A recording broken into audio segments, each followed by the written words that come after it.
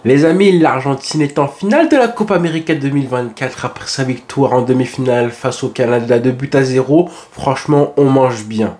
Hein, les fans du Barça et de Messi, entre autres, je pense que là, depuis maintenant quelques jours, on mange très très bien. Donc profitez les frères, profitez bien parce qu'il se passe là, ce qui se passe, on va peut-être avoir un dimanche avec la finale de l'Euro, avec l'Espagne et l'éventuel couronnement, le couronnement de Lamine Yamal, suivi ensuite de la finale de la Copa América avec une éventuelle dernière danse de Messi qui pourrait prendre une Copa América, une deuxième d'affilée. Donc profitez, ce qu'on vit là, c'est pas normal. Ce n'est pas normal. Donc profitez bien, on mange bien, on va pas se plaindre. Encore une fois, c'est le football des sélections qui nous fait du bien en fait, parce que le club, le Barça en tout cas, moi personnellement, nous fait tous souffrir.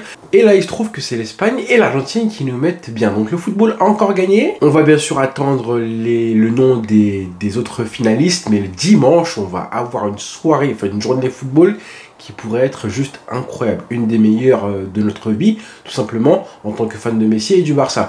En plus, là, on est le 10 juillet, au moment où je fais la vidéo, ça fait 3 ans pile poil que l'Argentine a gagné la Copa América, et oui, c'était le déclic, c'était un jour mémorable. C'était tout simplement un des meilleurs jours de ma vie, tout simplement, voilà. Et revivre ça maintenant 3 ans plus tard, peu importe ce qui se passe en finale. L'objectif, c'était évidemment d'être présent dimanche là. Dimanche, que ce soit face à la Colombie ou l'Uruguay, peu importe le scénario, c'est que du bonus. Ce n'est que du bonus. L'objectif est atteint, l'Argentine est présente au rendez-vous en finale de Copa América. Le tableau était facile, ça c'est vrai, mais il fallait aussi le faire et ça a été fait brillamment face au Canada. C'est toujours compliqué de jouer une équipe que tu as déjà joué en phase de poule, de les rejouer. Elle te connaît un peu mieux, elle a pris confiance en plus, le Canada a pris confiance au fil de la compétition, ils sont montés en puissance. On l'a vu ce soir, encore une fois, ils ont manqué beaucoup d'occasions.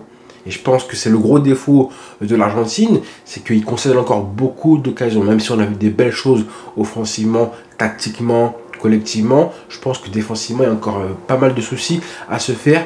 Et que si jamais ils évoluent comme ça face à l'Uruguay ou la Colombie, surtout la Colombie qui a vraiment des armes, des munitions offensives, attention en finale. L'Uruguay c'est un peu plus différent, mais l'Argentine a des problèmes, je trouve, dans l'intensité. Encore une fois, ils se sont fait transpercer sur les comptes, les transitions rapides des Canadiens qui ont manqué vraiment à la finition. Là, on est vraiment très faible. Les Canadiens, je peux pas cautionner ça.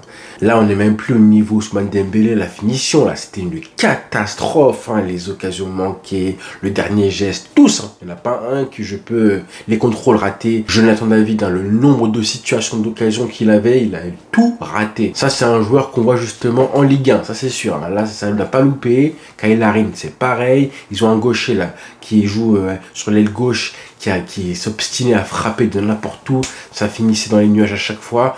Bref, très compliqué le Canada. En plus, il y a une ou deux situations arbitrales qui sont pas forcément en leur faveur.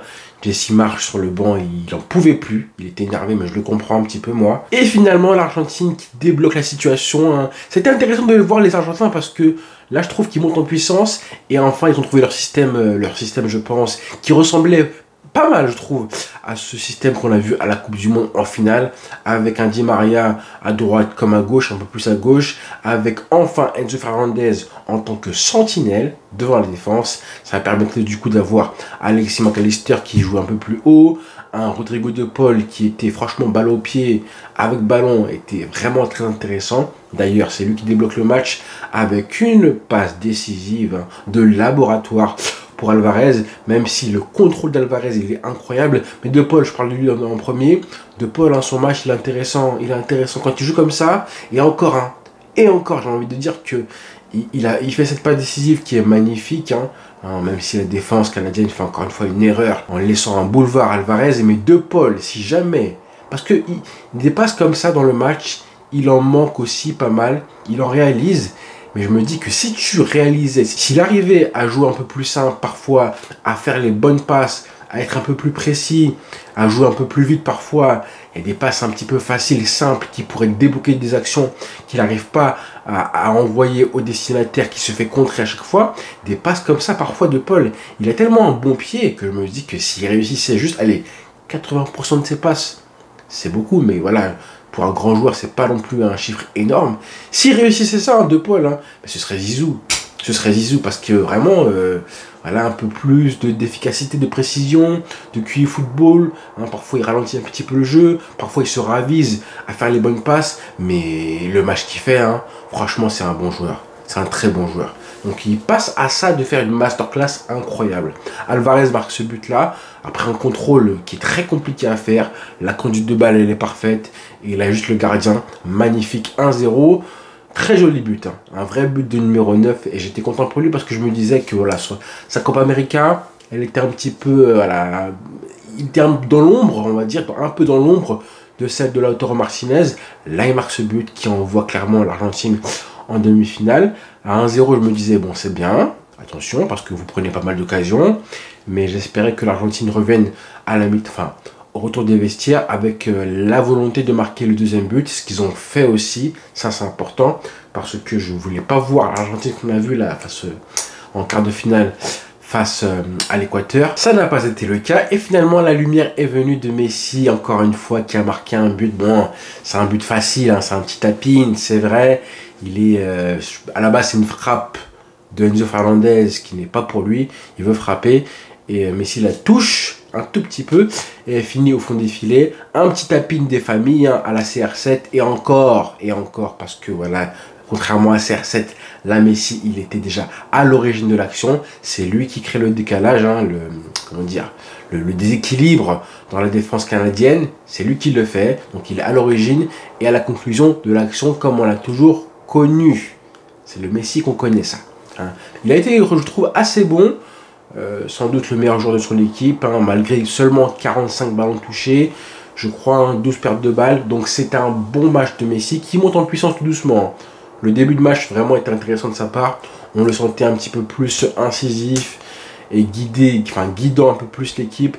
Ça j'ai aimé. Et puis finalement il marque ce but là. Il ne terminera pas du coup la Copa América pardon, sans but marqué. J'ai vu les statistiques passer. Il marque son 109e but en sélection en 186 matchs, son 6e but lors d'une Copa América, hein, c'est la 6e édition où il marque au moins un but, c'est un record. C'est aussi la 5e fois consécutive qu'il marque et réalise une passe décisive lors des Copa América, c'est juste incroyable, donc voilà, ça fait plaisir pour lui, et maintenant on veut la finale. On veut une grande finale, je suis exigeant, voilà, alors qu'il ne doit rien, c'est que du bonus comme je l'ai dit. Mais la petite cerise sur le gâteau, ce serait que voilà, il nous offre une finale. Physiquement, il est quand même, il s'économise encore, hein. On le voit. Je pense qu'il se réserve vraiment à tout donner en finale et j'espère qu'il le fera. Mais si vraiment, au fond de lui, il a encore ce gaz-là, peut-être qu'il va continuer encore un an pour la finalissima. Imagine une finalissima avec Espagne et Argentine. Imaginez ça, incroyable. Mais si jamais il veut s'arrêter, hein, dès cette semaine, et que c'est son dernier match en Copa América avec la sélection argentine, j'espère, moi, secrètement, qu'il dise dès à présent, là, dans les jours qui suivent, qu'il annonce au monde entier, à travers un tweet, une déclaration, une conférence de presse, que ce sera son dernier match sous le maillot argentin. Ce serait beau. J'ai envie de voir, moi, un Messi qui maîtrise, en fait, la fin de sa carrière. Pas qu'il a subi.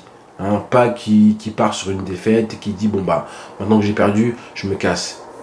Vous voyez ce que je veux dire? Pas comme ce qui se passe côté portugais là-bas où lui clairement il est en train de subir sa fin de carrière. Mon rêve, ou plutôt mon idéal, ce serait que ça se termine comme ça. Mais bon, je suis pas Messi et c'est un compétiteur donc forcément il veut encore regoûter à ça et encore regoûter encore et encore. Alors que j'aimerais bien qu'il puisse dire stop. Un peu comme Zizou en fait en 2006 qui annonce que justement ce sera la fin avant la Coupe du Monde. Voilà, c'est mon idéal, mais bon, c'est Messi, il fait ce qu'il veut, il me doit absolument rien. Donc voilà, une Argentine assez sérieuse, mine de rien, malgré les occasions concédées. Encore une fois, Dibu Martinez, hein, qui refuse de prendre un but, même à la fin du match à 2-0. Il y a un face-à-face, il te fait un arrêt, il la reprend, ensuite pastis, incroyable, une défense.